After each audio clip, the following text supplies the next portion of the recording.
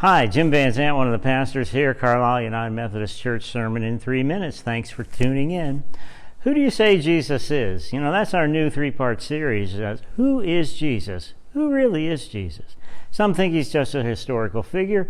Some think he was a great moral teacher. Some people think he was a great philosophical person. Some people he was just a man who gathered a lot of attention. But whoever you say that Jesus is, we in the church believe he is the Christ. We believe so because that's what the gospel writers want us to understand. That Jesus is the anointed thing. Oh, he's all those other persons as well, but he's also the anointed one of God. You know, that comes from Matthew's gospel. Jesus is with the disciples. They'd been traveling with him for some time, and finally he says to them, "Who do the people on the street say that I am? What's the word on the street about me?" Peter's the one that responds with, "Well, some think you're John the Baptist, some think you're Elijah, maybe the prophet Jeremiah."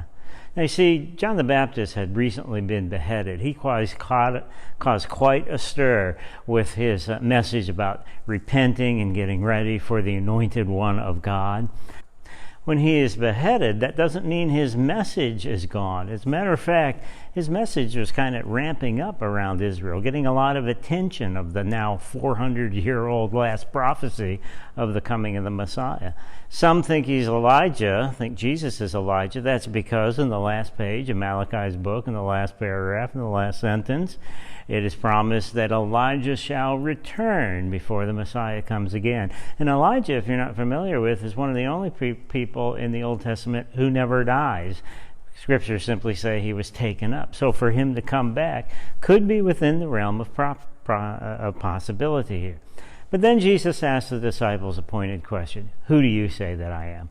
And really that's the crux of the message. We want to try and understand who Jesus really is over these next 3 weeks, because sometimes we make Jesus into something he is not.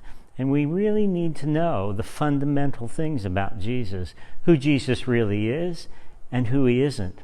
This week was to understand that he is the Christ. He is the anointed one. That's the point of what the gospel writers want us to know, that this is the one from God, the one who is sent to reunite us with God, so that we can live in a loving relationship of being God's family, the rightful place, from the moment of creation where he wanted us to be. There are a lot of places we can see Christ in action in our world. We sometimes just don't know where to look. It comes through the kind word of others. It comes through simple circumstance at times in our lives. But one of the things we are always confronted with is trying to understand who he is. Is he the Christ in your life, or is he just a great historical man? Tune in next week with the second part of Who is Jesus?